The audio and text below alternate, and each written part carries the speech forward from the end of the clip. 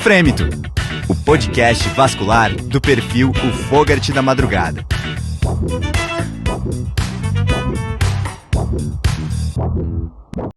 Bem-vindos de volta ao Frêmito, o podcast vascular do perfil Fogarty da Madrugada. Se você ainda não conhece o nosso trabalho, então acessa no Instagram o perfil Fogarty da Madrugada para conferir a nossa produção. Todo o nosso conteúdo é independente e autoral. Você confere também uma charge mensal na SBACV em Pauta, a revista da SBACV Nacional. Eu sou o Arthur Curtarelli e, compondo a equipe do Fogarty da Madrugada, estão comigo o Luiz Eduardo de Brasília. Tudo bem, pessoal? Estamos aí mais uma vez para outro episódio do Frêmito. Vamos nessa?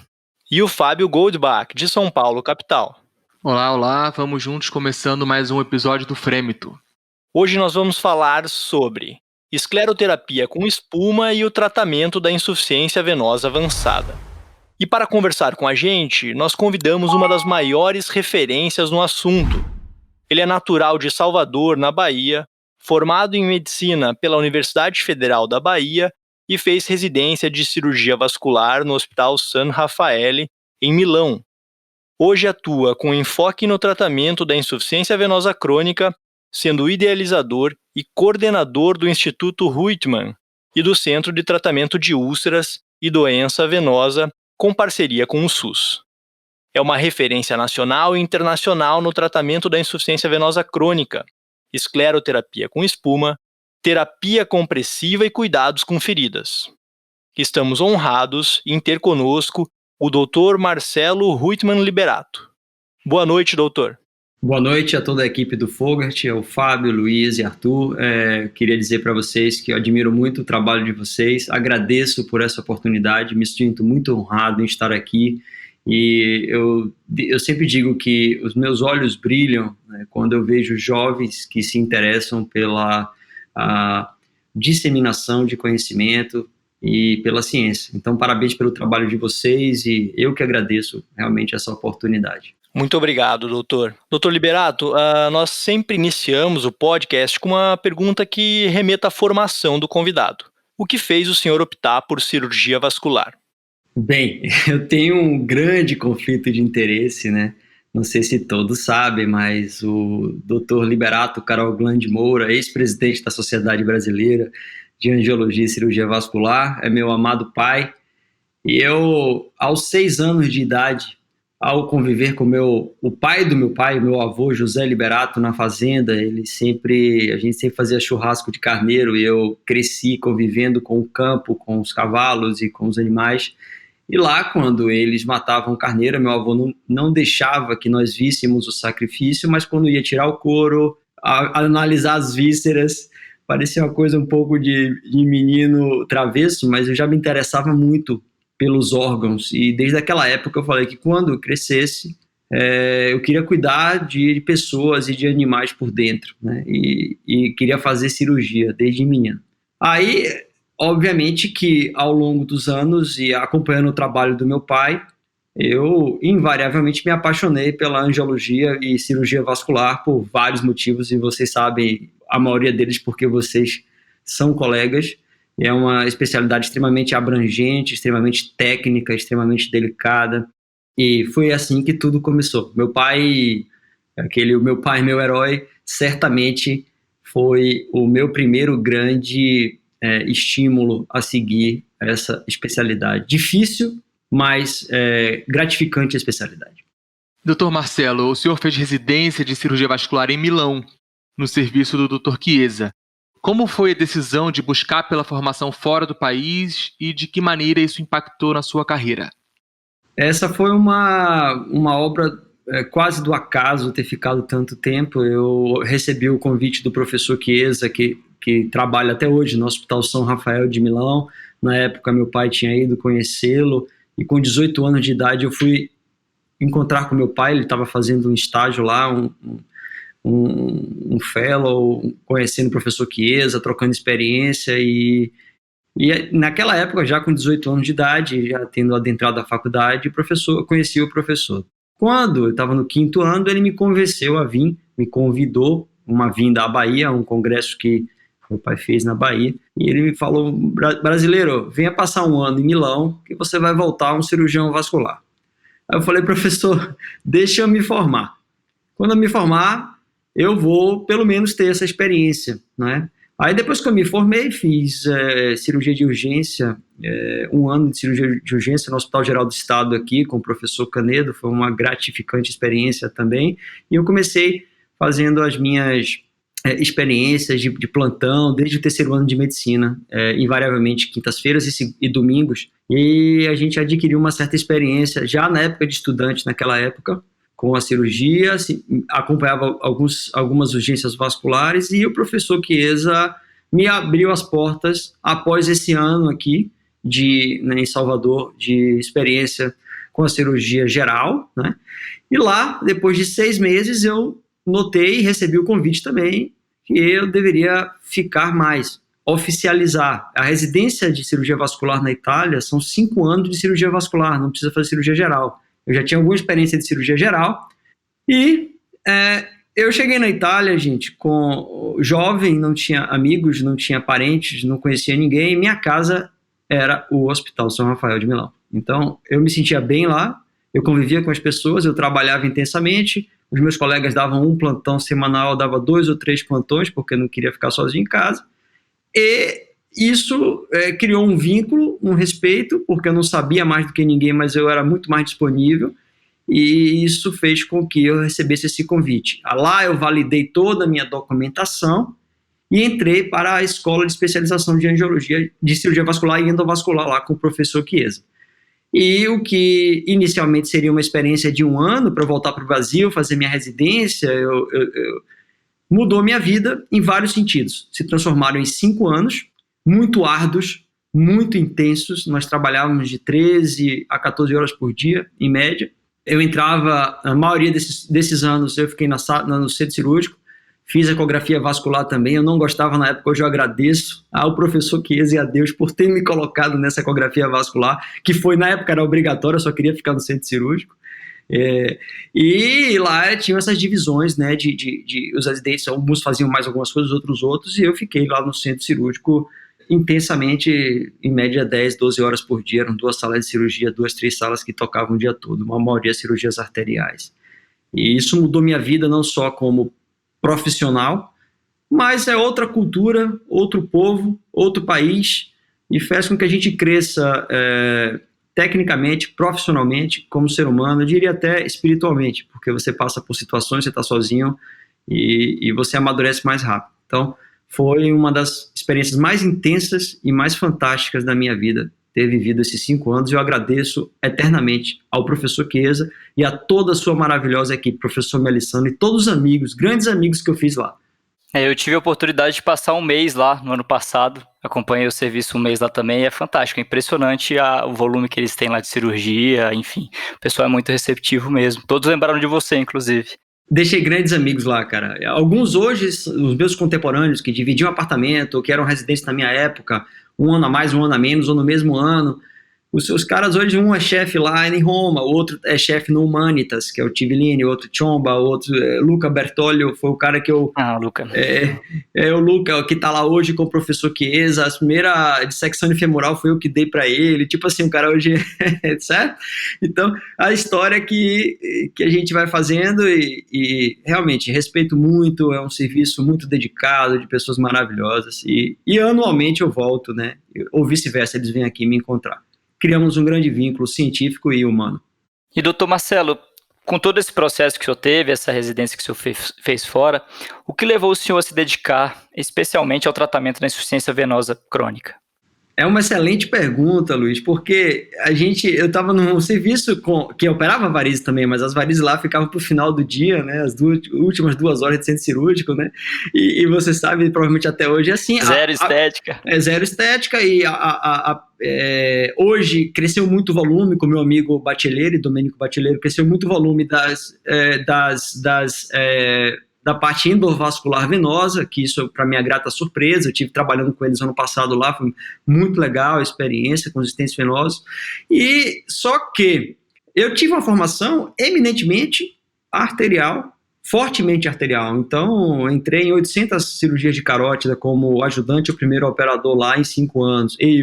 Eu entrei em todos, praticamente 90% dos toracoabdominais que foram operados no período que eu estive por lá, nesses também 5 anos.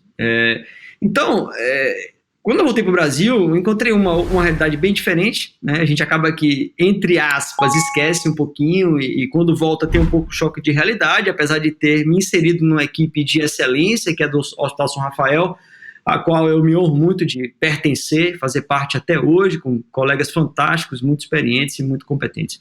E aí, voltei lentamente, eu fui me assumindo, porque um jovem cirurgião que volta quer operar, meu amigo, de qualquer jeito. Eu passava 12 horas por dia, no mínimo, no centro cirúrgico, eu queria operar. E quando eu voltei, uma das coisas que eu encontrei que me faziam operar bastante, que não era arterial, mas eu assumi dentro do hospital o mutirão de cirurgia de varizes pelo SUS. Então, eu coordenei esse mutirão com os residentes na época, com 2 assistentes nossas, em 2 salas de cirurgia, toda sexta-feira operava varizes de manhã até a noite. E o pessoal reclamava, porque, rapaz, você para, operou muito, já foi, não, bota mais uma, e a gente... E isso me chamou muito a atenção, a realidade da doença venosa ali na minha comunidade pobre, vizinha ao São Rafael, que nós atendíamos. Isso foi em 2004, pessoal, 2005 que eu assumi esse mutirão com as minhas amigas, doutora Valquíria e doutora Silvana Soares, que a Silvana está comigo até hoje na Espuma e faz um trabalho fantástico de ensino também comigo e pesquisa agora. Mas assim, em 2009 aproximadamente, o hospital me chamou, 2009, 2010, o hospital me chamou e disse, Marcelo, você está dando um prejuízo muito grande com a cirurgia de varizes pelo SUS aqui, um hospital privado que controlava tudo. E o que o SUS está pagando, a gente está tendo um prejuízo de não sei quantos reais aí por paciente, digamos, R$1.000 por doente, e você operou 500 pacientes esse ano, meu querido. Então você tem que puxar o freio de mão, então arrumar uma alternativa. Aí eu falei, não, eu já estava me envolvendo mais com as feridas, em 2010 eu comecei, e falei, eu tenho que buscar uma alternativa. E aí foi que eu adentrei pela Espuma e isso fortaleceu muito a minha, digamos assim, busca por tentar ajudar aquela população com doença venosa que eu considerava um pouco esquecida. Sempre continuei fazendo as cirurgias arteriais. Obviamente que nos últimos 10 anos a minha prática mudou muito. Eu fazia 80% de artéria e 20% de veia. Agora é o contrário, pessoal, né? Na minha prática, 90% veia. Mas, independente disso, a gente não pode jogar fora a experiência de Milão e tudo que a gente aprendeu lá. Mas foi mais ou menos isso, essa história que me fez ir entrando em contato com os doentes do SUS, principalmente, e venoso. E em paralelo, claro, me especializando e melhorando a parte de fleboestética também, porque ninguém é de ferro, é algo que o brasileiro domina. Nós somos os melhores no mundo na fleboestética, não tenho a mínima dúvida. A cirurgia vascular no Brasil, para mim, domina a fleboestética mundial. Isso não é só uma opinião minha, e eu também adentrei nessa área, né? É muito legal escutar a história do senhor, doutor Marcelo, porque inúmeros congressos que a gente já participou em toda a mesa de espuma, de ablação, de aplicação, o senhor está presente, né? Eu vou puxar um pouquinho mais da sua história. A pergunta que a gente tem para o senhor é como foi o seu primeiro contato diretamente com a escleroterapia com espuma? O meu primeiro contato, eu diria que foi na Itália, mas foi muito subliminar. Eu participava de muitos congressos com o professor Chiesa. Eu digamos assim, eu era escolhido várias vezes para ir para os congressos com ele. E acompanhando o professor, teve um congresso misto, artéria e veia, que eu tive contato lá, assim, a Itália é a terra de Tessari Cavesi. Tessari, o primeiro caso que eu vi de espuma ao vivo foi com o professor Tessari, depois virei amigo do professor Cavesi. Mas isso alguns anos depois. Hoje é um amigo pessoal, que eu estou até convidando para um evento que a gente vai fazer aqui online, aqui na Bahia, uma jornada, estou auxiliando a SBACV Bahia nesse evento. De qualquer forma, essa foi esse primeiro contato, mas foi um contato sem um prosseguimento, né, digamos assim, técnico, e quando eu me vi numa situação que eu iria fechar o mutirão ou diminuir muito, em 2010, 2011, eu comecei a buscar alternativas, mantive contato com a espuma aqui no Brasil, buscando colegas que já faziam aqui no Brasil, e depois eu voltei para a Itália de novo, para poder me aprofundar e ter contato com os colegas na Europa, não é? Aí eu tive contato com colegas na França também, mas principalmente na Itália, que é a minha grande escola de espuma, né? E aqui no Brasil, os colegas mais experientes que na época já faziam, mas eram muito poucos que faziam, e principalmente muito poucos, menos ainda que divulgavam a escleroterapia com espuma no Brasil. Isso era que ano, doutor Marcelo? Isso foi 2010, 2011. Aí, até que em 2011, quer dizer, 10 anos, né? A história é muito rápida. Em 2011, eu resolvi organizar aqui em Salvador, em dezembro de 2011, eu lembro como se fosse hoje, 9 de dezembro de 2011, o primeiro curso de escleroterapia com espuma prático, porque uma empresa que tinha interesse em patrocinar me pediu que desse algumas aulas, sabia do trabalho que eu já estava fazendo no SUS e pediu que eu desse aula sobre compressão nessa época. Aí eu falei, olha, eu quero dar uma aula, mas eu quero fazer um curso prático. Eu estou cansado de curso teórico. Eu quero fazer um curso onde eu pegue na mão das pessoas e as pessoas realmente aprendam, vejam o que está sendo feito com o doente, com toda a ética, com toda a responsabilidade, com todas as normas que regem a saúde no Brasil. Aí o cara topou e eu lembro como se fosse hoje, cara. Nesse dia nós tratamos 18 doentes, foi uma sexta-feira, dia 9 de dezembro de 2011. Foi o primeiro curso de escleroterapia com espuma que eu fiz, por uma questão de conflito de interesse, de compliance. Eu não vou falar o nome da empresa, porque isso aqui não é um podcast comercial, obviamente, mas foi muito legal. E daí em diante nós continuamos. E o último curso foi agora em novembro de 2019. E já foram quase 1.000, foram 977 angiologistas e cirurgiões vasculares que passaram pelos nossos cursos. E esses cursos eu contei alguns anos com a parceria e a sociedade fantástica do professor Eduardo Toledo Aguiar, um grande amigo. No início da minha experiência também, o Carlos Alberto Rove, eu fui lá ver como é que ele fazia, isso lá em 2010, 2011. Então, eu rodei muito, sabe? Tanto no Brasil quanto fora do Brasil, e fui buscando aprimorar a minha técnica, estudando, e chegamos onde a gente chegou, viramos, com modéstia à parte, com muita humildade, referência nessa área, que é fruto de muito suor, muita dedicação, você sabe como é a nossa profissão. Doutor Marcelo, o seu projeto de tratamento da doença venosa com espuma tratou desde 2013 em Salvador mais de 5.000 pacientes, sendo 1.500 deles portadores de úlcera venosa. E desde a criação do Instituto Reutemann em 2018, vocês realizam mais de 2.000 atendimentos mensais, aumentando ainda mais o alcance ao tratamento. O senhor poderia contar um pouco mais sobre essa iniciativa? E a gente começou naquela época, né, que eu falei para você, 2010, 2011. Eu lembro que o primeiro paciente, gente, que eu fiz espuma aqui, eu coloquei no centro cirúrgico, sabe? Falei, não precisa disso. Por quê? Porque era a maneira que eu tinha de receber, e isso eu não gostei. Eu falei, poxa, não preciso, quero que o paciente deambule, não é legal, não é seguro para o doente, eu fiz uma dose muito pequena com medo, etc. Então a gente buscou, e eu banquei os primeiros anos, um ambulatório a título de pesquisa.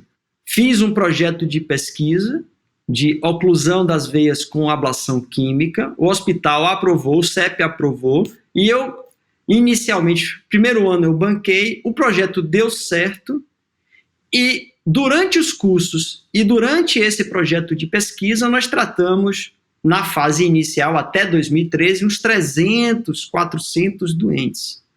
E isso, no segundo ano da pesquisa, o hospital me dava uma bolsa mensal, que dava para comprar um pouco de material. E se ele desse para tratar 20 doentes eu tratava, 30 doentes eu tratava, 15 doentes eu tratava, e assim foi indo. Até que eu encaminhei o meu projeto de pesquisa e fiz um projeto de saúde pública para o Estado e para o município. O Estado não conseguia acesso e várias coisas não foram para frente. E em 2013, eu estava apresentando esse projeto para um hospital do Estado aqui. Todos os professores desse hospital público estadual tinham sido meus alunos e me pediram ajuda que eu apresentasse o projeto para que eles começassem lá. Bem, eu falei, eu não tenho um apoio, mas, poxa, eles têm uma fila de 1.500 doentes, vou ajudá-los. E assim eu fiz. E lá tinha uma recém-iniciada gestão de 2013, uma gestora que viu o projeto e falou, o senhor gostaria de tentar isso pelo município? Eu falei, com certeza. Aí, 15 dias depois, eu já estava apresentando para o município, E no mês de abril de 2013, o prefeito Assemineto, junto com o atual secretário de saúde naquela época, José Antônio Rodrigues Alves, eles assinaram esse nosso início de contrato e de projeto lá no São Rafael, junto com o Monte Tabor na época. E nós começamos e criamos uma rede municipal. Então, o que é que a gente fez? Nós já capacitamos mais de 800 profissionais do município de Salvador, seja para selecionar em torno de 300 profissionais, para selecionar os doentes nas várias unidades básicas, porque eles têm que saber, a primeira seleção, a segunda seleção é um cirurgião vascular que faz, e isso faz com que a gente receba os doentes venosos realmente, e os doentes com doença mais avançada. E já capacitamos, isso continua, aproximadamente 500 profissionais enfermeiros da rede municipal para tratar as feridas, principalmente em relação à terapia compressiva, porque existe uma necessidade muito grande de educação nesta área. Tá? Então foi assim que se formou, criamos uma rede municipal onde nós recebemos o doente. E em 2018, nós tivemos que mudar a estratégia, resolvi criar um instituto sem fins lucrativos, o Instituto Ritma não tem fins lucrativos, para continuar a separar as coisas de maneira clara. Nós temos uma empresa de ensino e o nosso instituto sem fins lucrativos para que a gente possa continuar esse trabalho com o SUS, lidando com gestores e com o poder público de uma maneira mais límpida, transparente, assim como nós somos. E isso foi excelente, porque nós mudamos, saímos de dentro de um hospital, criamos um centro específico ambulatorial de 250 metros quadrados de área útil, que funciona, e quem sabe um dia os amigos do Fogart não vão lá visitar a gente, vai ser uma honra recebê-los, e lá a gente faz todo esse trabalho hoje contratualizado pelo município, e principalmente o que mais nos diferencia realmente hoje, além do tratamento das varizes, é claro, com espuma, mini-invasivamente, é o tratamento das feridas. Acreditem que nós viramos um grande centro de referência, recebemos os piores casos do município, mas conseguimos, dentro com muito sacrifício, com muita gestão, dentro de um serviço 100% SUS, oferecer tecnologia de primeiro mundo para nossos doentes. A tecnologia que a gente oferece para os nossos pacientes do SUS lá é alemã, sueca, suíça, americana, inglesa, etc., né? As marcas que você já conhece. Bom, primeiro, obrigado pelo convite, doutor. E segundo, como o senhor enxerga a implementação desse projeto impressionante ou de outros projetos semelhantes em outras cidades ou mesmo outros estados? Eu acredito que esse seja um sonho que eu tenho, né, de ajudar. E já tenho alunos que estão adiantados nisso. A maior entrave realmente é na gestão, é na contratualização. E nós estávamos nos programando para ajudar algumas pessoas nesse período recente agora, mas infelizmente a pandemia fez com que nós suspendêssemos esses planos. Mas eu acredito que um serviço que tem que ser reconhecido, que tem que ser bem remunerado, tem que receber o incentivo necessário para tratar a doença avançada que nós tratamos. Se nós recebemos esse incentivo, o próprio gestor vai querer te incentivar cada vez mais, porque você vai fazer com que ele economize muito. Essa é a verdade. É o tal do health economics, né? O valor de tirar um paciente que está há 10 anos sofrendo sem uma resolutividade, sendo acompanhado em um posto de saúde e colocar ele com a ferida cicatrizada, tratou as varizes, ele volta a assinar a carteira e trabalhar. Esse é o grande diferencial desse projeto, e eu espero que muitas pessoas possam estar replicando e que a gente possa, no futuro próximo, estar ajudando realmente nesse sentido. Ainda não consegui realmente ajudar tanto quanto eu gostaria os meus colegas, pois tivemos que passar por diversos desafios aqui, diversas adequações e planos de expansão local. Agora eu acredito que a gente está funcionando a todo vapor. Obviamente que com a pandemia a gente puxou o freio de mão também, eu posso explicar isso para vocês, mas no futuro a gente vai poder estar ajudando os colegas sim. É um grande sonho que eu tenho, porque você ajuda muita gente, direta e indiretamente. Doutor Marcelo, e mudando um pouquinho agora o foco, a gente gostaria de conversar um pouco sobre a técnica da escleroterapia com espuma, e que o senhor passasse um pouco da sua enorme bagagem para os nossos ouvintes. Qual o critério de escolha de concentração de polidocanol que o senhor usa para cada veia? Bem, algumas respostas técnicas, elas podem sofrer variações com a análise individual dos casos, então eu gosto sempre de deixar isso muito claro, que o que eu vou falar aqui para vocês são regras gerais, como os guidelines. Se a gente for seguir 100% dos guidelines, a gente vai deixar de tratar uma boa parte dos nossos pacientes, ok? Então, em relação à concentração, concentração e volume, todos nós sabemos, são os dois principais fatores que devem ser levados em consideração, né?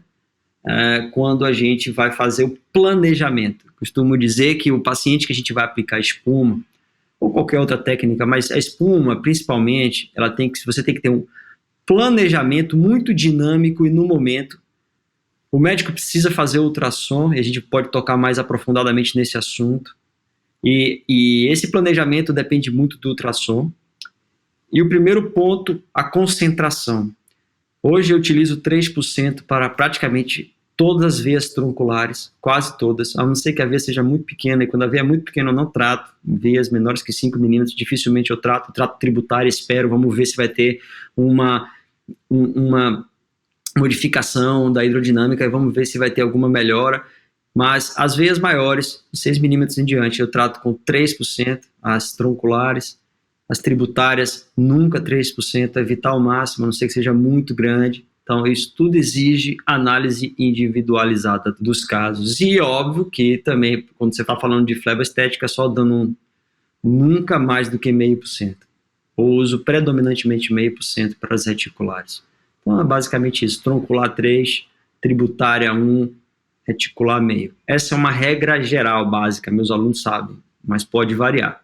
E dependendo do caso, você pode ser ou ineficaz ou causar muita pigmentação, que é tudo que a gente não quer. Porque se você é ineficaz, você vai queimar a técnica e vai dizer, 100% dos meus pacientes recidivam. Porque você fez alguma coisa errada, me desculpe. Tem recidiva? Tem, como toda outra técnica tem. Se for bem feita, a recidiva é bastante aceitável. Ou se você exagera na dose, você pode tratar ou pigmentação, ou você pode ter, inclusive, úlceras. Ou úlceras químicas, que dói muito. Você vai ficar 21 dias, 30 dias com muita inflamação e dor naquela lesão. Então, a concentração é extremamente importante. Mas a base é isso. Tá certo, doutor. A gente concorda com o senhor, os guidelines, eles ditam a maioria dos tratamentos, né? Talvez abrangem aí 80%, mas tem casos individuais, a escolha do médico é fundamental. E mesmo as residências que contemplam o aprendizado com espuma, ainda assim os médicos residentes procuram cursos, porque é exatamente o que o senhor está falando, né? É muito bom aprender com quem tem a bagagem, e é aqui que se cabe essa pergunta. A gente queria saber do senhor se existe algum pulo do gato na hora de agitar e transformar o polidocanol em espuma. Então, certamente existe uma técnica correta e que tem que ser, a pessoa tem que ser muito disciplinada, né? Porque depois de um dia de você ter tratado 20 doentes, no final você quer fazer, eventualmente vai querer fazer mais rápido e você deixa de fazer uma espuma de qualidade. Aí seu paciente tem uma recidiva. Aí você vai dizer, nossa, esse método não presta. Então é muito importante e a gente não deve nunca parar de fazer isso. Eu sempre busco conhecimento. Em relação à técnica de fazer espuma, a técnica publicada em 2001 pelos meus amigos Tessari Cavese e Frullini, essa técnica das 2 seringas e uma torneira, primeiro, um dos pulos do gato seria a torneira bem resistente, aquela torneira que vaza muito, mude a marca. Use uma torneira que aguenta, suporta grandes pressões. É um pouco mais cara, mas é muito mais cara uma recidiva do que uma torneira. Segundo, fazer girar levemente a torneira, em torno de 10 a 15, 20 graus, dependendo da torneira você não consegue girar muito porque você vai bloquear logo isso, mas uns 10 a 15 graus ali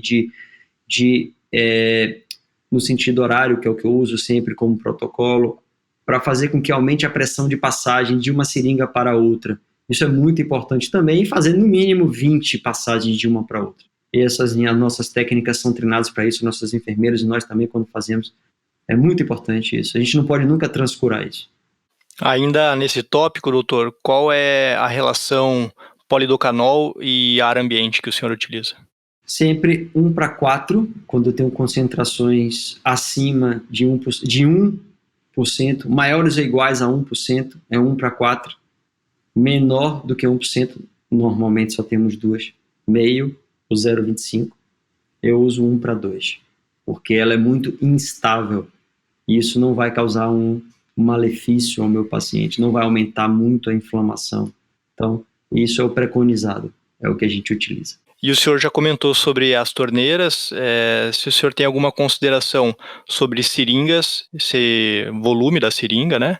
Se elas são iguais ou diferentes, e também sobre as agulhas. Bem, em relação às seringas, a seringa ideal é a seringa que não tenha silicone e nem o êmbolo. Se é aquela seringa sem êmbolo, sem silicone. Ela é mais cara, você pode importar, no Brasil não tem muito, eu já usei.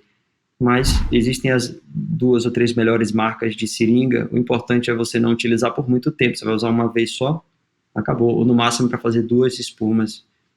Você pode usar a combinação da seringa de 5 com a seringa de 3 para você fazer veias menores, ou 2 seringas de 5 para fazer veias maiores, já faz também, consequentemente, um volume maior de espuma.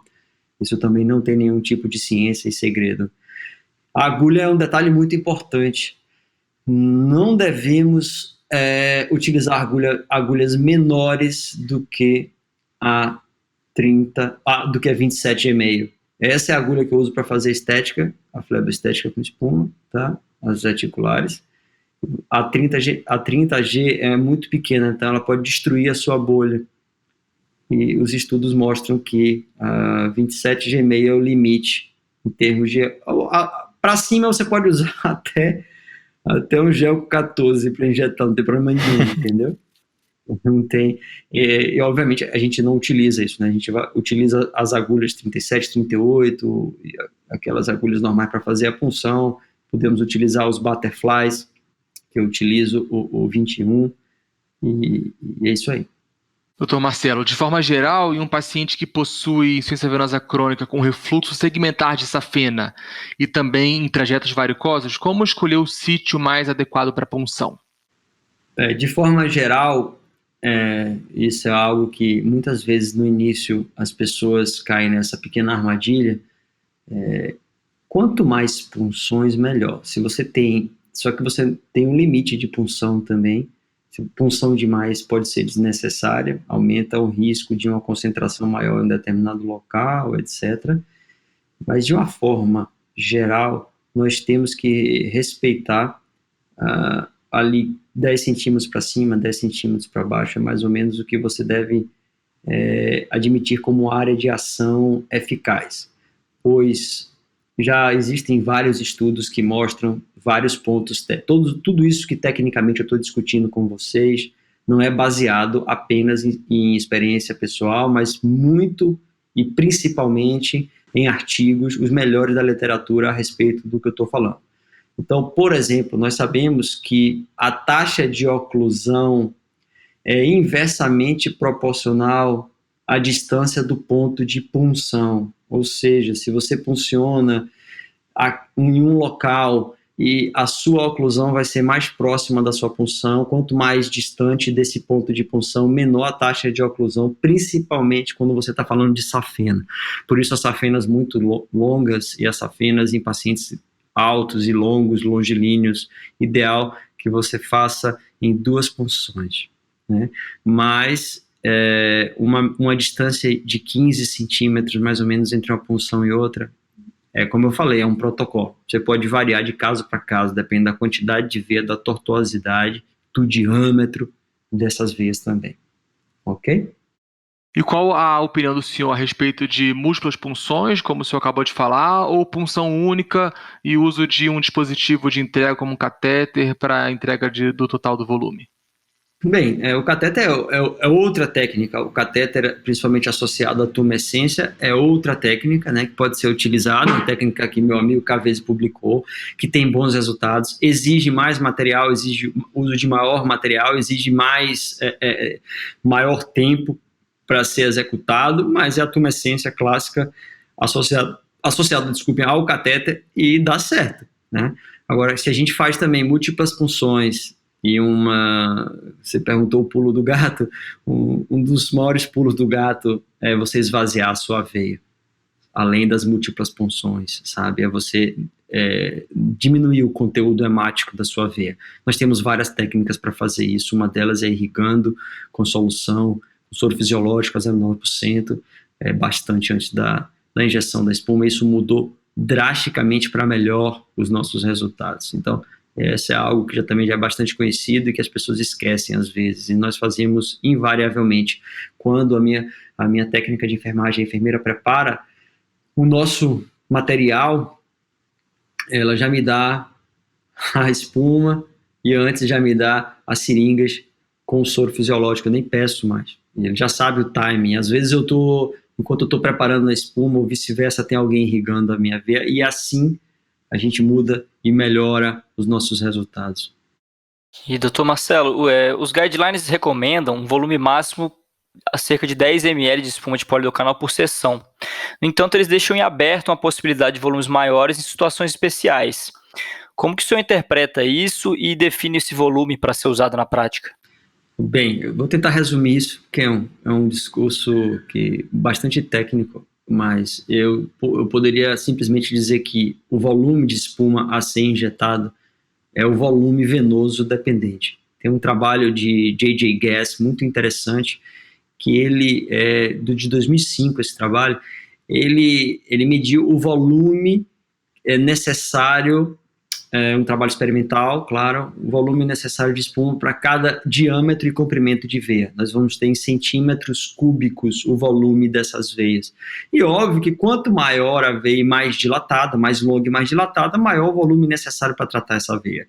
O guideline coloca 10 ml como por sessão, mas esses guidelines foram feitos com 80% a 90% dos pacientes C2, pacientes europeus C2, com varizes pequenas. E eu concordo com eles. Aí 10 ml são mais do que suficientes. Se a gente pega nossos pacientes C3, C4, C5, que o europeu se assusta, acha que é um extraterrestre, mas são varizes, e nós conhecemos os casos, o volume venoso dependente. E aí o que é que eu faço?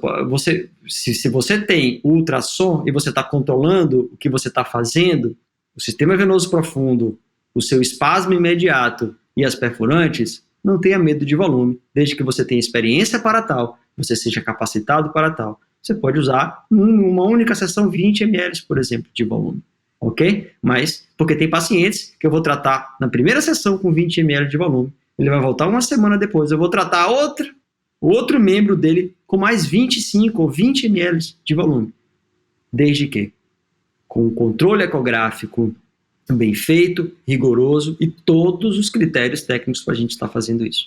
E esse volume que o senhor usa varia também conforme a concentração utilizada? Varia conforme o volume venoso e a concentração, óbvio que também vai influenciar, né?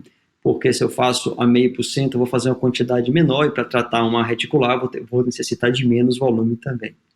É muito relacionado ao volume, entendeu, Arthur, Luiz e Fábio, assim, ao volume que nós utilizamos para tratar as veias, depende do volume que as veias apresentam. Essa pergunta que o Luiz acabou de fazer, com certeza o senhor já respondeu inúmeras vezes em congresso, né? As pessoas gostam muito de saber, assim, qual o volume?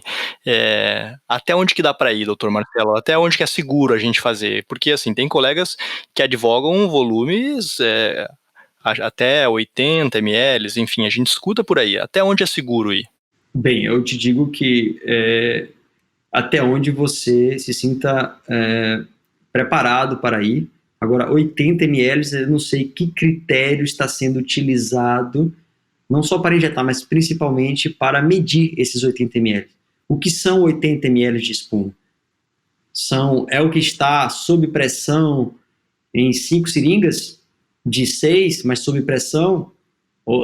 A gente não sabe. Então, é muito difícil falar em volume se você não tem... Eu conversei muito com o Tessari sobre volume. O cara que criou a técnica para fazer a espuma moderna que a gente utiliza até hoje. Essa é a verdade simples e genial das 2 seringas em uma torneira. Me perguntei, professor, as pessoas sempre me perguntam nos meus cursos e ficam batendo naquela tecla. O que é que representam 10 ml de espuma? Para mim, são 2 ml de polidocanol mais 10 ml de ar. E ele falou exatamente isso. É isso que você tem que considerar. E é isso que eu considero. Então é muito difícil julgar o volume que os outros usam. Eu sei que no meu protocolo e no trabalho que a gente vai publicar e tudo mais, eu vou dizer, é assim que eu faço, isso aqui eu considero que são 10 ml E eu uso uma média, para você ter uma ideia, para tratar os meus doentes, depende. O doente C2 eu trato com a média de 14 ml, 12 ml. O doente que eu recebo no SUS, o doente C3 são 28, 35 ml de média às vezes. Por quê? Porque eu faço em 2 sessões. Eu não preciso ter pressa. Mas isso, os guidelines recomendam justamente para quem está começando e que deve respeitar, né? Primeira coisa que a gente deve fazer no doente, a gente fez um juramento, é não prejudicar esse doente. Então isso é controverso, eu não vou entrar em detalhes, mas é basicamente isso, né? Se você é um bom ecografista, se você é vascular, se você conhece bem a doença, olha, nossas complicações são virtualmente zero, são baixíssimas, muito baixas. As complicações da espuma são mais superficiais e benignas, como flebite, como pigmentação. As complicações sérias são muito baixas. Perfeito, doutor Marcelo. Logo após o término da administração, o senhor realiza alguma manobra para propagar a espuma, como por exemplo malachar a pele, ou a outra manobra para evitar a migração para o sistema venoso profundo? Essa é uma pergunta muito interessante. Eu já usei as 2 técnicas. Hoje eu deixo o paciente o mais quietinho possível, o mais paradinho possível e comprimo a veia para que a espuma fique pelo menos 3 minutos, 5 minutos ali agindo junto com aquela compressão. Eu já usei a técnica de massageamento da veia após a aplicação da espuma. Alguns alunos que vieram, não sei, no curso de 2016, 2014, podem ter presenciado o Marcelo Liberato massageando a veia após a aplicação da espuma. A gente vai evoluindo com a experiência, com outros colegas e com a técnica. E hoje eu comprimo essa veia. Eu não massageio a veia, eu simplesmente... Elevar o membro ajuda, mas não ajuda a ação da espuma especificamente. Ajuda, sim, a esvaziar o conteúdo hemático da veia. Aí, indiretamente, você vai estar ajudando muito a sua técnica e a sua ablação química. Então, sempre que possível, eu levo o membro e mantenho ali um auxiliar ou eu mesmo comprimindo aquele paciente alguns minutos exatamente no local que eu apliquei, ou no trajeto, né? Doutor Marcelo, o senhor comentou sobre a compressão. De que maneira o senhor recomenda ao paciente? Por quanto tempo fica com terapia compressiva? E de que maneira isso muda, se é uma safena ou se são aquelas tributárias mais proeminentes? Todas as veias tronculares e as tributárias proeminentes eu uso a compressão excêntrica associada a meias 23-35 ou 23-32, né? Pelo menos, meias de compressão medicinal associado à compressão excêntrica, porque você aumenta incrivelmente a pressão naquele ponto específico. E você consegue, pontualmente falando, um valor de 50 milímetros, 60 milímetros de mercúrio, 45 milímetros na coxa, no ponto que você tratou. E isso eu já medi com o PicoPress, nós trabalhamos com isso há muitos anos já, e é extremamente eficaz. Porque a terapia compressiva associada à espuma, eu costumo dizer que tem 2 pilares que sustentam a escleroterapia com espuma, que nunca podem andar longe da espuma. Primeiro, a ecografia vascular. Segundo, a terapia compressiva bem feita imediatamente após a aplicação. E aí sim, alguns casos, utilização de 1 semana sem tirar. Outros casos, de 24 a 72 horas, existe muita controvérsia em relação a esse tema. Ninguém bateu o martelo ainda. É um dos temas com maior abrangência de possibilidades, talvez seja a terapia compressiva pós-procedimento, mas todos tendem a utilizar a terapia compressiva. É isso que eu gostaria de deixar bem reforçado aqui no nosso bate-papo, que é muito importante. Doutor, e como que o senhor faz essa compressão? O senhor utiliza gaze, só meia elástica mesmo? Como que o senhor faz essa compressão extrínseca? A compressão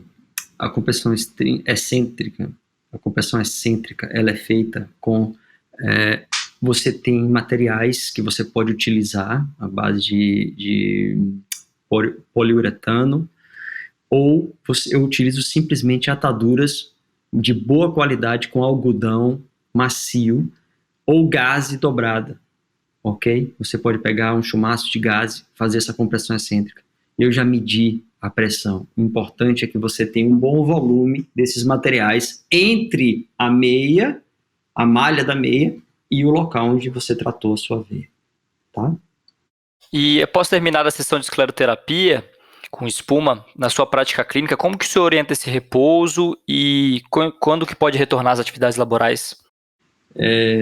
Eu costumo incentivar os meus pacientes a ir para a academia já no mesmo dia ou às vezes um dia depois. Eu tenho pacientes que são atletas, tenho pacientes e amigos ciclistas, eu gosto do ciclismo também, gosto de alguns esportes.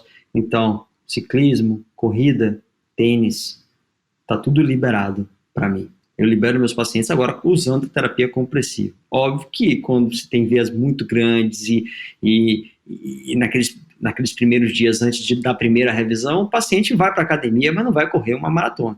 Mas eu tenho pacientes que trataram veia troncular na quinta-feira e no sábado ganhou um campeonato de tênis. E me ligou, tá todo mundo aqui, ficou todo mundo aqui brincando comigo, com essa meia que eu estou usando aqui, mas eu ganhei, me ligou depois do campeonato, que é um paciente muito querido, e falou, doutor, ganhei o campeonato, viu?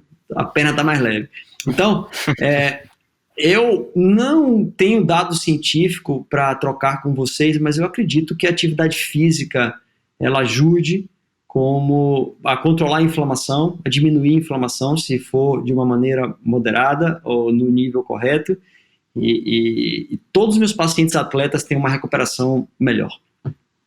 Então, liberado, atividade profissional e atividade esportiva na minha clínica, e no SUS também nem se fala, tem pacientes que o cara é pedreiro, ele trabalha na construção civil, ele vai de manhã, recebe a espuma, recebe a meia, a compressão excêntrica, correta, e vai para o trabalho.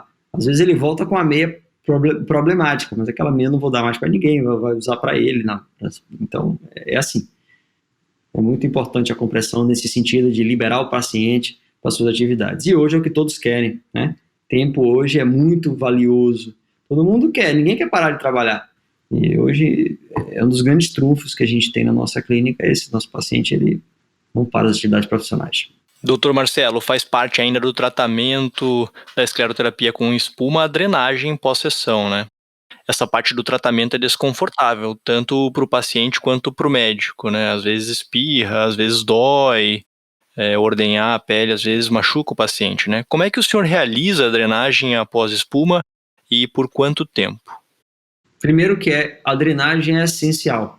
O nosso calcanhar de Aquiles, realmente ela incomoda, e eu usei por muito tempo, muitos alunos sabem disso, eu usei por muito tempo sem anestesia. Eu uso para veias menores a agulha normal, para aplicar a injeção normal, a agulha verdinha, ou agulha 38, mas para as veias maiores eu uso a agulha rosa a 40, né, por 12, e ela é uma agulha que incomoda, e eu tenho feito um protocolo agora, eu diluo a xilocaína 2% com soro fisiológico e saio colocando nos principais pontos de drenagem.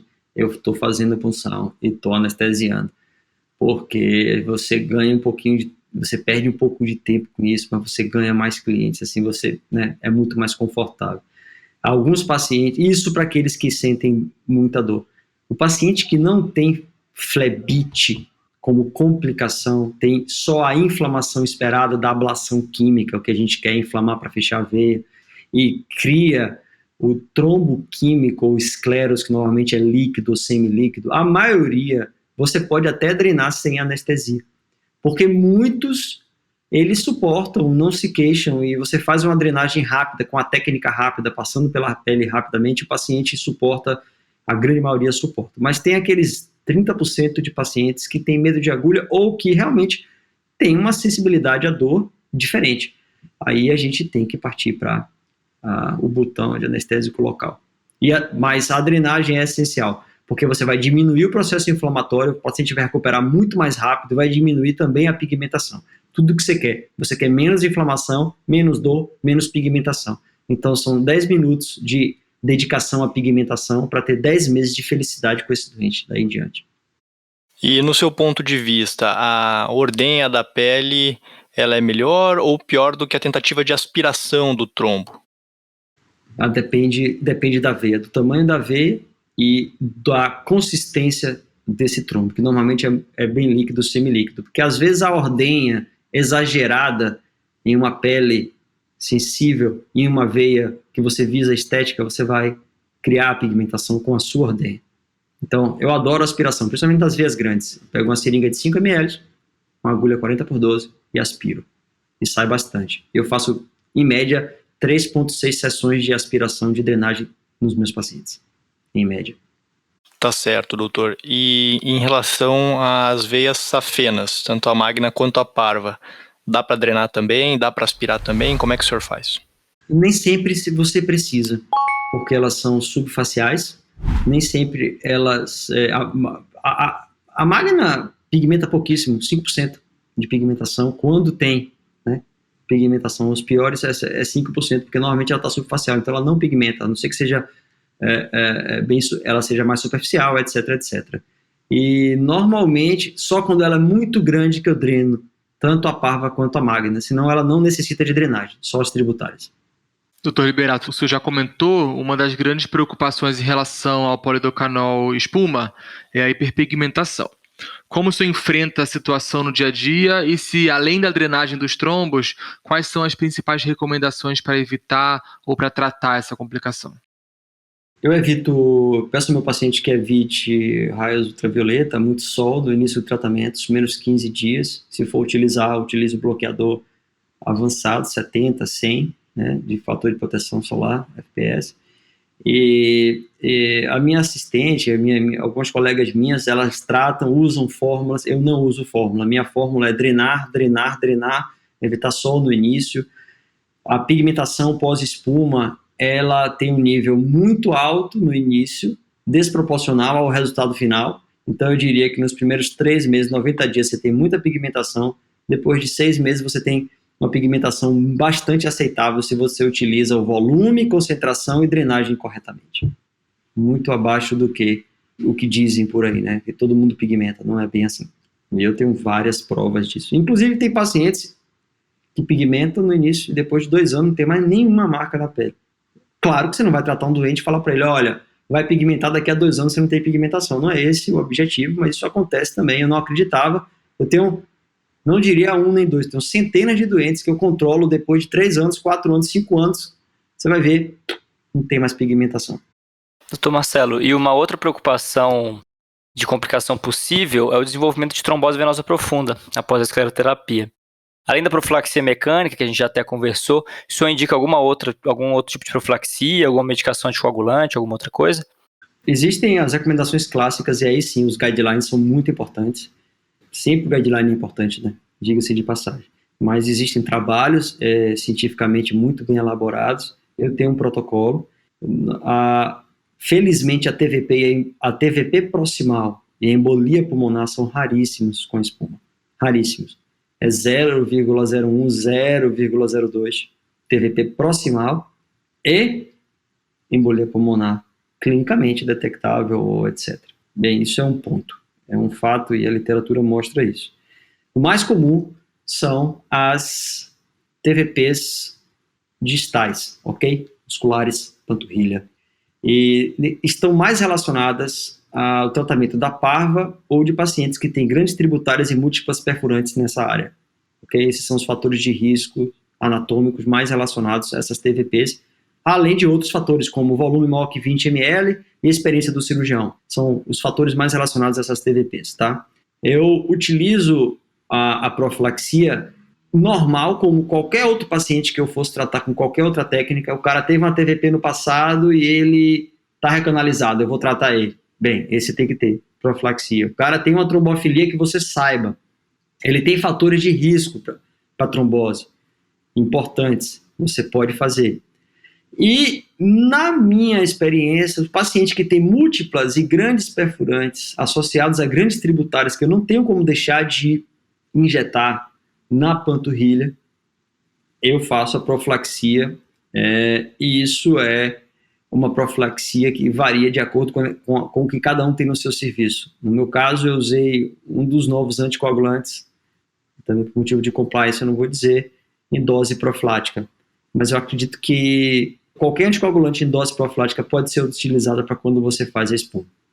Dr. Liberato, existe na literatura relatos de reação anafilática e óbitos após a administração de agentes detergentes, como polidocanol. Alguns cirurgiões, embasados nessa literatura, advogam contra o uso dos detergentes. Quais são as suas considerações sobre os efeitos colaterais dos agentes detergentes, em especial polidocanol espuma? Teoricamente, e também na literatura, existe muito maior incidência de oleato de monetanolamina associado à alergia do que ao polidocanol em si. Primeiro ponto que deve ser lembrado. Segundo ponto, nós temos reações sim relacionadas à utilização da escleroterapia com espuma. Eu já vivenciei todas elas, pode acreditar. Só não vivenciei embolia com morte, AVC, nenhuma dessas graves, mas escotomas, vertigem, cefaleia, tosse, etc, etc. Tem vários mecanismos postulados para o acontecimento disso. E alergia, no máximo, foi rubor facial. Eu diria que fazer escleroterapia com espuma, acho que já foram bilhões de sessões no mundo, ou milhões de sessões no mundo. Se tivéssemos um índice sério de complicações alérgicas, todos nós não estaríamos fazendo no nível que é feito em todo o mundo. Esse é um ponto. Agora, reação alérgica, gente, qualquer tratamento médico, farmacológico, qualquer colega pode vivenciar, ok? Então, eu diria que os cuidados que a gente tem que ter com a espuma é o mesmo cuidado que você tem que ter para tratar a telangiectasia se você utiliza o oleato de monetanolamina, por exemplo. Ok? Então, no meu consultório no meu centro, obviamente, que tem o carrinho, tem o carrinho de urgência, tem todo o aparato para tratar uma reação alérgica, mas eu, graças a Deus, já são aproximadamente 10 mil membros que eu, juntamente com o meu grupo, tratamos nesses últimos 7 anos, não pacientes, mas membros, e nós nunca tivemos que utilizar nenhum desses aparatos antialérgicos, e eu espero que a gente não, mas é um risco, né? É um risco. Quem usa só glicose, certamente não terá nunca esse problema. Mas se for comparar o risco-benefício diante de milhões de sessões no mundo inteiro, eu não sei se isso justificaria a não utilização de qualquer agente químico para esclerosar a veia. Não sei, é uma pergunta que eu me faço. Dr. Marcelo, o Doppler hoje em dia é fundamental no arsenal do cirurgião vascular, seja no diagnóstico, durante o procedimento ou no acompanhamento dos pacientes. Em relação à escleroterapia com espuma da safena, o senhor acha que o uso do Doppler é imperativo? Bem, eu poderia responder simplesmente assim, sim, ponto, imperativo. Eu busco a ciência, ok? Fábio, Luiz, Arthur, é por isso que eu estou aqui conversando com vocês. Eu busco o máximo possível do que a gente tem. Se o mais seguro para o paciente, inclusive para o profissional que está fazendo, é utilizar o Doppler, ele ser capacitado para tal e fazer tudo enxergando, entendendo o que ele está fazendo, você não sabe o quanto eu aprendi com a ecografia vascular em relação à espuma. A ecografia vascular me ensinou muito espuma, porque você sabe, você entende o que você está fazendo, antes, durante e depois. Eu aqui tive a honra de ter sido convidado pela doutora Fanilda e seu grupo para escrever o capítulo no livro de ecografia vascular hoje, referência para o concurso nacional de escleroterapia com espuma e a ecografia vascular relacionada à escleroterapia com espuma, e eu coloquei todos esses detalhes nesse capítulo lá, a gente colocou, porque é muito importante. Então, eu acredito que seja extremamente ético e honesto sempre ter um Doppler do seu lado. Certo, e doutor Marcelo, de acordo com as principais publicações, a taxa de recanalização de safena é maior na escleroterapia com espuma do que com as técnicas termoablativas. O senhor vê isso na sua prática? O senhor vê repercussão clínica dessa recanalização e qual seria a melhor estratégia para lidar com esses pacientes? Uma excelente pergunta. Existem vários tipos de recanalizações, certo? Isso também está no capítulo do livro. Desculpe estar falando do capítulo, porque eu fiz questão de detalhar muito essa parte lá também. Nós temos recanalizações que são clinicamente relevantes e recanalizações que não são clinicamente relevantes. Exemplo, uma safena de 10 milímetros. Eu não acreditava que isso poderia acontecer. E hoje eu sei que pode acontecer. Meus colegas europeus já tinham me alertado para isso. E nós temos 3 tipos de recanalização. A recanalização total, a veia continua grande e voltou, ou recidivou parcialmente, porque tem ainda uma fonte de reentrada ali, de refluxo, seja do sistema venoso profundo, seja pélvico, etc. Então, você vai ter recidiva. Vale-se dizer, diga-se de passagem, que todas as técnicas têm recidiva, mas a espuma bem feita não tem uma recidiva tão alta, tem uma recidiva aceitável, porque metade das recidivas que nós vimos com a espuma, elas não são clinicamente relevantes. Um exemplo, uma veia que eu tratei, eu publiquei essa veia recentemente, uma veia que eu tratei há 5 anos, ela recanalizou, ela tinha 10 milímetros, passou a ser uma safena recanalizada de 2,6 milímetros com fluxo anterógrado. A paciente sem varizes, continuou sem varizes. Então essa é uma recanalização. E muitos trabalhos que consideraram a recanalização, a recidiva da espuma, não considerou a recidiva clínica da doença venosa ou varicosa. Considerou, sim, um achado de recanalização ecograficamente falando. Então, é difícil. Então, a gente tem que tentar realmente diferenciar o que é uma recanalização, ou o que é uma recidiva clínica, ou simplesmente um achado ecográfico de uma veia que reabriu, mas que continua com fluxo anterógrado e que está ali, e que não está causando doença nem sintoma. Eu acredito que a taxa de recanalização da espuma, quando bem feita, ela é extremamente aceitável pelo seu custo-benefício, extremamente, principalmente na saúde pública.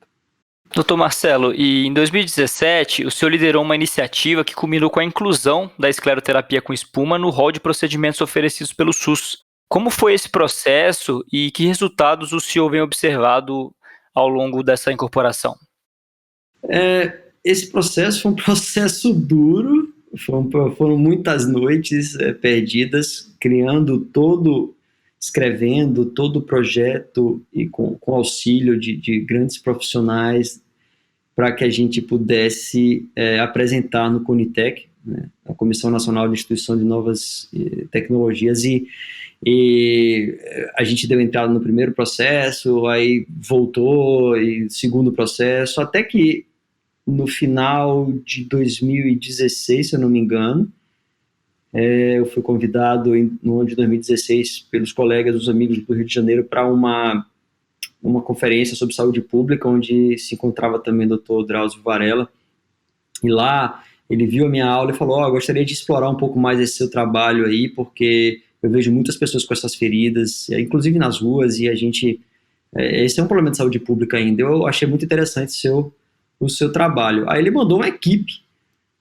fiscalizar, entender o que estava sendo feito lá em Salvador, e eu passei toda a situação, a equipe ficou impressionada e resolveu fazer aquela matéria, juntamente em parceria com a Sociedade Brasileira de Angiologia e Cirurgia Vascular, o professor Ivanésio na época, e foi de grande repercussão, porque abriu os olhos do Brasil para aquele problema, e nós fizemos e pudemos mais uma vez reencaminhar o projeto com as modificações solicitadas pelo CONITEC, foi tudo mais ou menos paralelo que estava acontecendo, e fomos chamados e finalmente foi incorporado. Isso foi muito importante, isso foi um ganho para todos nós, como especialidade, primeiro, porque a espuma era considerada algo, por alguns, até ilegal. Não estava no CFM, não estava... Então, a nossa sociedade, ela preconizava, mas não tinha nada que dissesse assim, é legal fazer escleroterapia com espuma. E quem é que deve fazer escleroterapia com espuma, pelo menos no SUS, no Brasil? Qual é a especialidade que está lá no relatório de recomendação do SUS? É a nossa. Então nós ganhamos isso foi muito importante para a nossa especialidade, eu acredito, para a nossa sociedade. Eu falo isso com muita humildade, eu estava visando o nosso projeto, visando os pacientes, até que eu me dei conta de que nós tínhamos realmente tido uma grande vitória depois de muita luta. O segundo ponto é que eu já tenho colegas hoje que as duras penas fazem espuma sem tanto apoio, mas que recebem pelo código. Isso é melhor do que nada. Apesar de que eu acredito que nós precisamos ainda melhorar muito o apoio que esses colegas recebem e toda a infraestrutura para se tratar doença venosa crônica avançada, que não é só aplicar espuma. Esse é o ponto que a gente também tem que lembrar. O código da espuma é muito insuficiente. A gente precisa aplicar espuma, tratar a ferida, a gente tem que ter... hoje nós temos no nosso centro, para vocês terem uma ideia, nutricionista, psicólogo, fisioterapia. Quem é que banca isso? Então a doença venosa é uma doença multifatorial, associada a várias outras situações, inclusive 30% dos doentes que chegam no nosso centro hoje com ferida crônica, que quando entra pela primeira vez, fora a qualidade de vida terrível, que todos nós sabemos, eles têm alterações depressivas, eles têm algum grau de depressão. Então, imagine, não é só a espuma. A espuma foi um grande passo e muita gente já está utilizando, muita gente. Eu não tenho números desse ano ainda, mas eu posso pesquisar para vocês, do ano de 2019, quantas espumas oficialmente foram feitas no Brasil, eu tenho acesso a esses dados, eu vou buscar. Mas eu digo para vocês que a espuma foi um grande passo, mas nós temos que dar muitos outros ainda, seja como profissionais, seja como sociedade. Isso não é uma crítica, é apenas um estímulo para a minha sociedade, que nós devemos continuar nisso aí, seja como classe, como união, entendeu? Que nós temos tudo em nossas mãos. Ontem eu vi o querido Eduardo, nosso amigo Ramachiotti, falando que nossa especialidade, poxa, tem tudo para tratar o doente, como nós tentamos fazer no nosso centro de uma forma holística. Não é só tratar a veia, não é só tratar a trombose, gente. A gente tem que tratar o doente de maneira holística, multidimensional, eu diria. O que é que esse doente pensa, o que é que ele sente, senão a ferida não vai fechar. Então essa é a grande mensagem. Agradeço pela grande vitória, continuo utilizando ela até hoje, mas eu preciso de incentivos muito além dela para conseguir viabilizar o meu centro. Uma equipe multidisciplinar com 28 pessoas que trabalham em um centro como esse. Não é fácil, mas vamos para frente. O limite do nosso sonho é até onde a gente consegue enxergar o nosso horizonte, né? Vamos continuar lutando. Muito legal. E dá para ver que é admirável, que é uma grande batalha e também uma grande vitória, viu, doutor Marcelo? Dá para ver também que o senhor tem uma grande preocupação com a formação dos novos profissionais, já tendo capacitado uma centena deles ao longo dos anos. O senhor comentou um pouquinho antes da entrevista como surgiu essa iniciativa. A gente queria saber quais são as principais defasagens que o senhor tem observado em relação à formação dos novos profissionais com o cuidado da doença venosa avançada. Nós temos aí, vamos lá, são duas classes de profissionais, os profissionais médicos e os profissionais da enfermagem. Os profissionais médicos, a gente capacita com os cursos, hoje até estamos já estudando as maneiras online de estar fazendo isso, e os profissionais da área de enfermagem muito ligados ao município e aos enfermeiros que já vieram de vários estados do Brasil para aprender o tratamento, compressão e tratamento das úlceras venosas, ok? Na nossa área médica, e eu sempre foquei na nossa sociedade, principalmente para os meus cursos sempre foram cursos para cirurgiões vasculares, ok? Angiologia e cirurgiões vasculares, respeitando a nossa especialidade, estimulando o crescimento da nossa especialidade e da nossa sociedade. Eu acredito que nós já ultrapassamos já tivemos um grande avanço, né? Um grande avanço, porque hoje a espuma já não é mais discutida, isso presta, isso não presta, né? Isso é útil, não é útil no armamentário de um cirurgião vascular. Isso a gente não discute mais, como era nos primeiros cursos, e essa era a grande dificuldade que eu tinha no início, eu tinha que convencer as pessoas que era uma arma que você tem que ter à sua disposição, pelo menos, se não utilizá-la principalmente, mas que você tenha isso como um know-how e como uma capacitação técnica e profissional.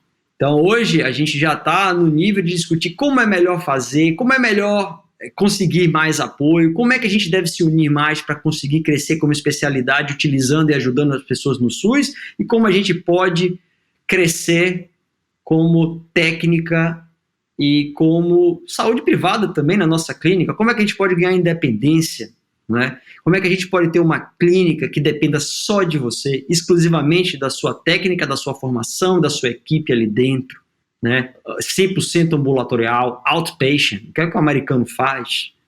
Então tudo isso foi acontecendo naturalmente no Brasil, e hoje a gente tem essa oportunidade de estar lidando com colegas que buscam não só espuma, mas também tratamento de feridas, E eu estou conseguindo, graças a Deus, também buscando a ciência, buscando o melhoramento, lidar e me relacionar com profissionais do mundo inteiro que tratam feridas de outras áreas, sejam médicos, sejam enfermeiros, e trocar experiências com eles. E, inclusive, eu espero que até ano que vem já alguns trabalhinhos já estejam saindo aí na literatura, que foi um grande gap nesses últimos anos da minha vida, porque eu me dediquei muito ao ensino, me dediquei muito à assistência, principalmente lutando para manter um projeto pelo SUS, e pude me dedicar pouco, proporcionalmente falando, à ciência. E agora, essa vai ser a nossa nova grande etapa, né? O centro de pesquisa que a gente está montando lá dentro do CTDV, que é o nosso Centro de Tratamento de Úlceras de Doenças Venosas. Perfeito, doutor. E, doutor Marcelo, é inquestionável os benefícios da escleroterapia com espuma da safena em pacientes com CEAP mais avançado. No entanto, outros métodos como a ablação térmica ou mesmo a cirurgia convencional também são disponíveis e são contemplados nos guidelines. Como o senhor acha que uma equipe que tem acesso a todas as modalidades terapêuticas deveria escolher ao indicar uma intervenção no paciente com doença avançada? Isso é muito pessoal, de escolha pessoal. O que eu acho sim é que todas as equipes devem conter membros capacitados para fazer todas as técnicas, principalmente na saúde privada. Porque quando você fala de laser ou radiofrequência para a saúde pública, é um pouco mais difícil, principalmente no Brasil. Isso é extremamente controverso. Alguns colegas vão dizer que não, que é melhor porque tem menos recidiva, mas eu vou dizer que eu discordo. E quando você faz espuma bem feita, para a saúde pública é realmente imbatível, porque eu trato as tributárias, eu trato a troncular, eu trato a veia embaixo da úlcera. Tá? Então, independente disso, o que eu acredito é que equipes bem montadas e que possam oferecer para o seu paciente, e você oferecendo para ele também as informações necessárias, a gente tem um índice de sucesso altíssimo. Claro, fazendo todas as técnicas de maneira correta. O mais importante é a conversa com o seu paciente, a sua ética, a sua honestidade. Eu nunca tive um processo, graças a Deus, espero continuar assim, porque eu sou muito límpido e transparente com meus pacientes. E digo para ele todas as complicações que podem acontecer. Minha complicação de pigmentação na minha clínica é baixíssima, mas eu falo para eles que é de 10% a 30%, que é o que a literatura diz. Mesmo que eu possa alcançar um índice menor que 10%, que é o que eu alcanço na minha prática privada. Então, a conversa com o paciente, a ética, a honestidade, a verdade nunca erra. Nunca erra. É sempre o melhor caminho. Doutor Marcelo, e além da abordagem do refluxo venoso, outras terapias adjuvantes são essenciais para o sucesso no tratamento dos pacientes com a doença avançada, como o senhor comentou. E a terapia compressiva é um grande exemplo disso e é um assunto que merece destaque. Quais seriam as novas opções que temos hoje em dia e quais os principais detalhes práticos que o senhor pode passar para os nossos ouvintes? Hoje nós temos várias opções de terapia compressiva. Eu acredito muito na terapia compressiva de base inelástica, ok? Pelo efeito de massageamento e tudo que a gente consegue oferecer para os nossos pacientes, é a que eu mais utilizo. E aí você pode utilizar desde a bota de una clássica no SUS até os velcro devices, né, os dispositivos de compressão à base de velcro, que hoje nós temos dois principais aqui no nosso mercado brasileiro, de duas marcas. Além disso, nós temos os dispositivos multicamadas, as bandagens multicamadas, com camadas elásticas que, quando somadas, acabam que tem uma função ou uma funcionalidade inelástica pelo atrito entre essas camadas. Só que o que eu gostaria de dizer realmente é que é imprescindível. Então, quando eu falo de doença venosa, né, e você não tem a terapia compressiva, você não tem como tratar. Pacientes que têm as contraindicações ou as limitações, você vai adequar a terapia venosa, a terapia compressiva, que deve ser individualizada para cada paciente. Nós fazemos parte do International Compression Club, com o professor Hugo Parte, o professor Giovanni Mosch, Atílio Cavese. Então, aprendemos muito e continuamos utilizando isso e divulgando, pois é um dos principais, das principais cerejas, né, nesse bolo do tratamento da insuficiência venosa crônica, é a terapia compressiva. Tem muita coisa para ser discutida, é um mundo, a gente podia fazer um podcast só sobre isso, e eu digo para vocês, é da nossa especialidade, ok? Nós temos que entender, quem quer tratar doença venosa tem que saber o que significa, quais as indicações, as alternativas, e as individualizações que a gente pode oferecer para cada um dos nossos doentes.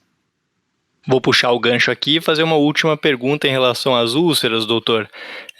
O tratamento delas é complexo, assim como o senhor estava falando, e o Centro de Tratamento de Úlceras e Doenças Venosas em Salvador, pelo senhor liderado, acumula grande experiência no assunto. Quais os princípios mais importantes no cuidado tópico com as feridas? Debridamento mecânico, debridamento químico, curativo a vácuo, como é que o senhor trabalha com isso? Excelente pergunta também. E já vou adiantando que seria motivo para um podcast de pelo menos 1 hora. Olha só, quando eu iniciei o tratamento de feridas, eu já escutei de vários colegas e eu tinha uma ideia também de que o mais importante seria a compressão, mas eu vi, e a compressão continua sendo a grande cereja nesse bolo, diminuindo a sobrecarga,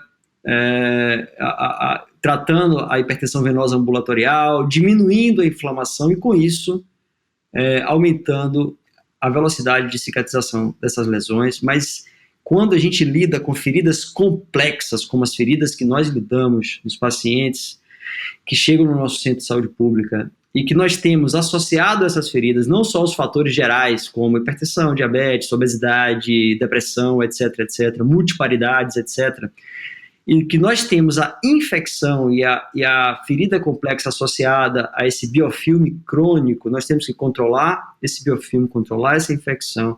E aí vem alguns pontos importantíssimos e, sem sombra de dúvidas, o desbridamento é essencial, principalmente o mecânico, e nós temos várias maneiras de estar fazendo isso.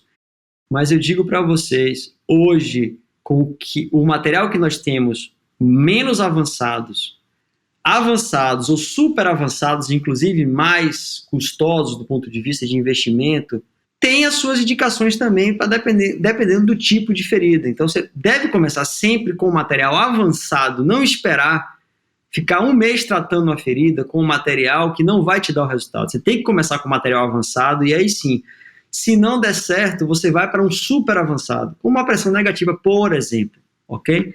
Mas as 3 coisas mais importantes, ou 4, 5 pontos seriam tratar a causa, quando você tem veia que você precisa tratar, comprimir o membro, limpar ou desbridar mecanicamente o máximo possível, aí tem todo o protocolo para fazer isso, e utilizar as coberturas ou curativos com ação antimicrobiana, tem vários também, no tempo correto, e está sempre fazendo a avaliação da ferida. A avaliação de ferida é algo constante, contínuo. Eu vou, inclusive, em breve, vou passar para vocês, fazendo um webinar internacional com uma das maiores autoridades no tema, que é o professor Greg Schutz, que simplesmente publicou o guideline para tratamento de infecção em ferida e feridas agora, no ano passado, tá? Então, eu vou passar para vocês isso, é muito interessante, vai ser bem legal, em junho, 9 de junho. Dr. Marcelo, nós gostamos muito dessa pergunta e sempre fazemos para os nossos entrevistados. Existe alguma conduta que o senhor acredita, sabe que está com razão, mas que poucos colegas concordam? Olha só, depois de tudo que eu falei, eu acredito que não, sabe? Eu acredito que nós já temos muitos colegas que concordam com a maioria das coisas que eu falei aqui, sabe? Eu não teria nada assim para dizer assim, isso aqui só eu faço e ninguém faz e isso dá certo. Não, eu acho que a espuma há 10 anos no Brasil era conhecida de uma forma, hoje, fruto do nosso trabalho e de muitos outros profissionais sérios que fazem o ensino e a capacitação profissional aqui no Brasil, se tornou uma técnica muito mais conhecida e muito mais segura, muito mais amplamente divulgada, de uma maneira tecnicamente correta. Então, eu acredito que a gente está no caminho, pessoal, certo? Eu estou já em outro step. O step agora é lutar por apoio, maior condição de trabalho para os meus colegas que querem fazer isso. Seja na medicina privada, seja principalmente na saúde pública. Muito legal. A gente está chegando para o fim do podcast e a gente queria saber a sua opinião, doutor Marcelo. Ambas cidades são turísticas, mas Milão e Salvador têm pouco em comum. Qual das 2 cidades tem a sua preferência? Bem, essa aí é fácil de responder. Eu sou soteropolitano, eu sou baiano com muito orgulho, com muito amor. Essa cidade aqui é a cidade que me fez voltar, né? Não só os laços e o meu berço familiar, as minhas raízes fortes, seja no campo, seja na família, mas Salvador é a cidade de Todos os Santos, a Bahia é de Todos os Santos, essa Bahia, essa terra é mágica. Eu amo a minha terra, amo meu povo.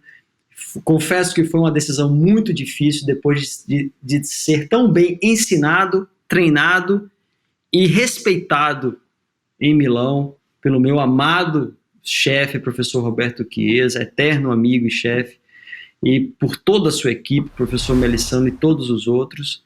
Eu tinha a oportunidade de continuar em Milão, mas acertadamente eu voltei porque acredito que o meu povo, a minha família precisava mais de mim do que a Itália, e aqui estou. Foi uma das decisões mais difíceis da minha vida na época, pois eu poderia ter ficado lá, mas tomei essa decisão e não me arrependo dela, e agradeço muito a Deus por ter me dado a oportunidade de ir e voltar, e eu voltei em 2004, e nesses últimos 16 anos de prática profissional aqui no Brasil, acredito que eu só tenho a agradecer à minha sociedade, aos meus colegas, à minha família e a Deus acima de tudo, por estar aqui e ter tomado essa decisão de estar em Salvador. Doutor Liberato, e eu lembro do professor Chiesa comentando que sempre que ele vem ao Brasil e tem oportunidade, ele encontra com o senhor, tem até uns churrascos, né, juntos, né? Mas a gente ficou com uma dúvida. E quanto ao acarajé, o senhor já apresentou a comida baiana para ele? O que ele achou? Olha, veja bem, em relação ao churrasco, aos frutos do mar, certo? Até a comida japonesa aqui em Salvador é fantástica, ele adora. Mas o dendê, meu amigo, não é para todo mundo. O dendê é meio delicado. Isso só quem conhece o dendê sabe, né, amigo? Então é melhor por precaução, mas assim, o professor Chiesa é extremamente espirituoso e é um prazer tê-lo conosco aqui. Ele esteve no ano passado conosco, e eu espero em breve que ele possa voltar. A gente fez um ciclismo com mountain bike, que eu gosto muito, lá na Praia do Forte. Nós temos uma casinha lá, a gente vai muito, hospedei ele lá e fizemos umas trilhas, e foi uma experiência emocionante você poder retribuir para o seu mestre um pouco do que ele fez por você. Eu não tenho nada que eu possa pagar aos meus pais, à minha família e ao meu mestre Chiesa e à sua equipe, o carinho. O professor Chiesa realmente, não vou entrar em detalhes, mas virou uma amizade pessoal, e eu pretendo cultivar. Fiquei muito preocupado com ele nesse atual momento, né, de pandemia e que a gente está vivendo no mundo. Tenho falado com ele e outros colegas aí, falei com colegas da Espanha hoje, falo com colegas da Itália toda semana, dando uma força, sabendo como é que está a situação, e seria também assunto para outro podcast. Como é que a gente está tratando, amanhã a gente vai ver 60 doentes, como é que a gente está tratando doentes com ferida crônica na vigência de uma pandemia, como a gente se protege, quais são as melhores estratégias, e a gente está lutando contra isso também. Mas é isso aí, o professor Chiesa é uma pessoa que eu tenho uma amizade, uma gratidão eterna. Doutor Marcelo, muito obrigado por abrir espaço na sua agenda para conversar aqui mais de 1 hora com a equipe do Fogat da Madrugada. A gente fica muito feliz em receber o senhor, receber as informações técnicas, as histórias que o senhor viveu em Milão. Eu queria deixar o espaço aqui para o senhor divulgar o Instituto, divulgar o curso e deixar uma mensagem final para os nossos ouvintes. A gente tem o nosso website. Se vocês quiserem divulgar, a gente vai estar divulgando lá no Fogat da Madrugada. O nosso website e o Instagram, Dr. Marcelo Liberato, tem todas as informações. O website fala bastante, o ritmo.com.br, fala sobre a nossa história, fala sobre o nosso trabalho, e os cursos serão divulgados todos lá, né? A gente deu uma parada agora por óbvios motivos, mas em breve estaremos voltando a todo vapor, com infraestrutura fantástica para o aluno, onde ele vai acompanhar ali, junto com a gente, tudo que a gente faz, desde o C1 até o tratamento avançado de ferida. E isso E isso só faz fortalecer a nossa sociedade, fortalece a nossa especialidade, nos dando esses instrumentos de poder oferecer para o doente de A a Z com doença venosa algum tipo de auxílio. Eu agradeço muito essa oportunidade que vocês estão me dando, porque, como eu falei, achei muito legal, muito bem feito o trabalho de vocês, muito criterioso, e contem sempre com a gente, tá? E parabéns, força, coragem, na idade de vocês, o mundo está aí para ser conquistado, e que vocês possam seguir nessa linha ética e de busca de conhecimento. Meus parabéns para vocês. Muito obrigado, Dr. Marcelo. Só para a gente reforçar aqui com os nossos ouvintes, o curso do senhor tem duração de quanto tempo? Ele acontece em Salvador mesmo? Conta para nós um pouco mais. Nós fazemos cursos que duram 2 dias, 2 dias e meio, 2 dias. Acontece lá no nosso centro, foi como o último que aconteceu em novembro. No último curso, nós tratamos de uma forma ou de outra, de C1 até C6, foram 84 pacientes. É um curso que se divide em aulas teóricas, são aproximadamente 6, 7 horas de aula teórica, com 14, 15 horas de prática em 2 dias. É muito intenso, 2 a 3 dias. E a gente vai estar divulgando em breve, né, porque nessa situação a gente teve que cancelar nossas agendas de curso para esse primeiro semestre, pelo menos. Nós estávamos com 4 cursos programados para esse ano e tivemos que cancelar, por enquanto, esse primeiro semestre. Vamos ver se até o final do ano dá para a gente organizar alguma coisa aí, estamos aguardando a normalização da situação em relação ao Covid. Perfeito, Dr. Marcelo Liberato, mais uma vez, muito obrigado pela sua participação, por contribuir com as informações científicas aqui no Frêmito. Chega ao fim mais um episódio do Frêmito, o podcast vascular do Fogart da Madrugada. Para você, nosso ouvinte, não deixe de compartilhar suas imagens usando o catéter Fogart e agora escutando o podcast Frêmito pelo nosso perfil no Instagram. Você pode mandar seu feedback, entrar em contato e enviar as suas perguntas para a nossa equipe e principalmente para os nossos entrevistados através do direct do Instagram ou pelo nosso e-mail. Anota aí, fogart.catéter@gmail.com. Frêmito, o podcast vascular do perfil O Fogart da Madrugada.